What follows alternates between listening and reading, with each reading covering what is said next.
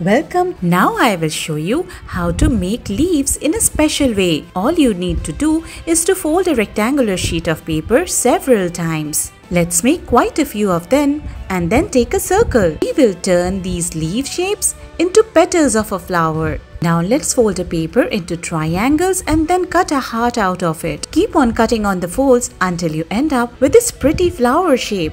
Let's make several of these and place them on top of the other. Cut a paper into several thin strips, roll it and place it on top. Look, so pretty!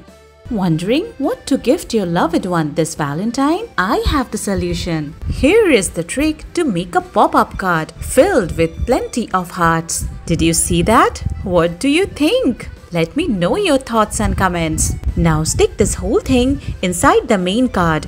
Decorate the top of the main card as you wish or just like this. Bye bye. Now before I say bye bye, I have a very cool craft for you. You can use this as a wall decoration on birthday parties, anniversaries, Christmas or any time. Just a few simple folds and cut and you end up with this pretty shape. Isn't it simple and easy to do? I will see you soon. So until then, bye bye.